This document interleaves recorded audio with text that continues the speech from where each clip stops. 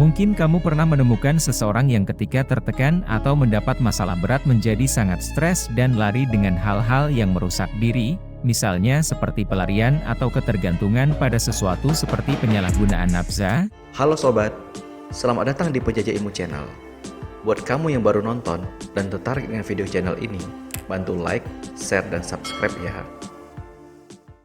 Pada kesempatan kali ini, aku akan membahas tentang inner child yang terluka. Mungkin di antara kamu ada yang merasa asing dengan istilah ini. Tapi kalau kamu mendengar cerita tentang seseorang memiliki karakter rendah diri dan pemurung di saat ini, yang ternyata masa kecilnya ada pengalaman dibully oleh teman sebaya, maka inilah yang disebut dengan inner child yang terluka. Sederhananya adalah pengalaman masa kanak-kanak yang membentuk kepribadian saat ini. Inner child adalah konsep dalam ilmu psikologi yang menggambarkan sisi kepribadian seseorang yang terbentuk dari pengalaman masa kecil. Setiap orang memiliki inner child yang merupakan bagian dari diri mereka yang tidak ikut bertambah dewasa seiring berjalannya waktu. Inner child ini dapat dipengaruhi oleh pengalaman masa kecil, baik positif maupun negatif, dan dapat memengaruhi perilaku, pola pikir, cara mengambil keputusan, dan manajemen emosi seseorang ketika mereka sudah dewasa. Inner child yang terluka merujuk pada konflik, trauma, atau dendam dari masa lalu yang belum terselesaikan atau dipulihkan. Pengalaman masa kecil yang menyakitkan, seperti pola asuh yang salah, kekerasan fisik, emosional, atau seksual, diskriminasi, bullying, perpecahan dalam keluarga. Inner child ini juga berhubungan dengan konsep inner teenager dan inner adult.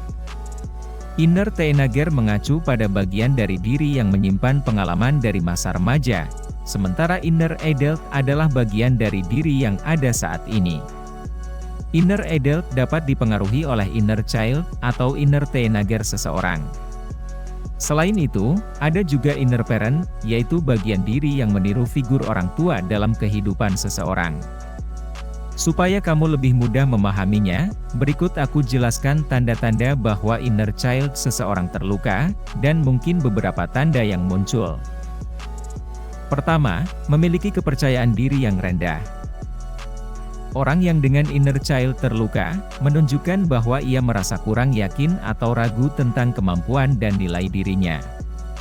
Mereka juga mungkin merasa tidak mampu mencapai tujuan atau merasa tidak berharga. Padahal kenyataannya, ia bisa melakukan dengan terbaik. Kedua, menunjukkan sikap agresif ketika marah.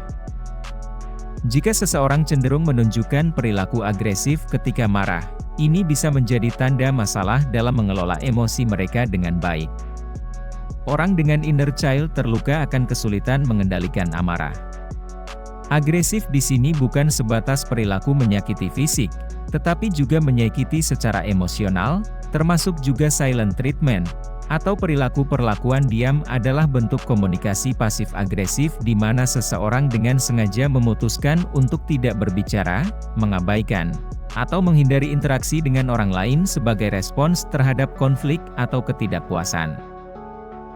Ketiga, mudah mencurigai orang lain atau trust issue. Percaya pada orang lain adalah aspek penting dalam hubungan sosial yang sehat. Jika seseorang memiliki masalah kepercayaan atau trust issue dan cenderung mencurigai niat orang lain, ini dapat menyebabkan isolasi sosial dan ketidaknyamanan. Keempat, kesulitan menghadapi perpisahan, penolakan, atau perbedaan pendapat. Seseorang dengan inner child terluka, biasanya akan mengalami kesulitan dalam menghadapi perpisahan, penolakan, atau perbedaan pendapat. Ketika mengalami hal tadi, ia dapat menjadi stres emosional dan tertekan. Kelima, selalu ingin dominan, superior, menjadi pusat perhatian atau kendali. Sikap dominan atau superioritas yang berlebihan dapat mengganggu hubungan sosial dan mempengaruhi kemampuan seseorang untuk bekerja sama secara sehat dalam kelompok atau tim. Orang dengan inner child terluka akan mengembangkan perilaku seperti di atas, ia mengalami masalah dalam hubungan sosial. Keenam, cenderung mencari pelarian atau ketergantungan pada sesuatu. Mungkin kamu pernah menemukan seseorang yang ketika tertekan atau mendapat masalah berat menjadi sangat stres dan lari dengan hal-hal yang merusak diri, misalnya seperti pelarian atau ketergantungan pada sesuatu seperti penyalahgunaan nafsa, perilaku seksual tidak bertanggung jawab, atau hubungan seks ekstramarital sebagai cara mengatasi masalah atau tekanan emosional, dan biasanya menunjukkan perilaku mengatasi stres dengan cara yang tidak sehat. Jika seseorang mengalami beberapa atau sebagian dari tanda-tanda ini, bisa jadi itu disebabkan oleh luka pada inner child mereka yang belum disembuhkan. Proses menyembuhkan luka inner child merupakan langkah penting untuk mencapai keseimbangan emosional dan mental. Berikut adalah beberapa langkah yang dapat dilakukan untuk menyembuhkan luka inner child. Pertama, menyadari dan menerima. Pertama-tama, seseorang perlu menyadari adanya inner child yang terluka dan menerima kenyataan bahwa mereka pernah mengalami luka batin. Mengubur perasaan masa lalu tanpa penyelesaian hanya akan memperkuat inner child yang terluka. Kedua, berdialog dengan inner child. Sisihkan waktu untuk berkomunikasi dengan inner child dalam diri kamu. Bayangkan dirimu sebagai anak kecil dan bicaralah dengan diri sendiri saat itu. Dukunglah dan beri rasa aman pada inner child, ucapkan kalimat-kalimat yang menyentuh hati untuk memberikan dukungan emosional. Ketiga, merangkul emosi. Izinkan dirimu merasakan dan mengungkapkan emosi yang muncul selama proses penyembuhan. Marah dan sedih adalah emosi yang wajar dan sehat, jadi jangan menekannya, tetapi berikan ruang untuk diungkapkan. Keempat, meditasi. Melakukan meditasi dapat membantu menciptakan ketenangan pikiran dan membuka ruang bagi introspeksi yang lebih dalam. Meditasi dapat membantu dalam berdamai dengan inner child dan memberikan kedamaian pada pikiran dan hati. Kelima, mencari dukungan profesional. Jika merasa kesulitan untuk menyembuhkan luka inner child sendiri, penting untuk mencari dukungan profesional dari psikolog atau terapis.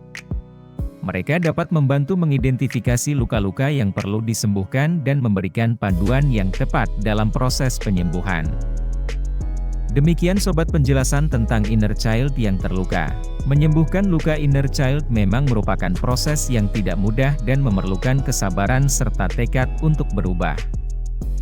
Namun, dengan kesungguhan dan komitmen untuk menyembuhkan diri, seseorang dapat mencapai keseimbangan emosional dan meningkatkan kualitas hidup mereka.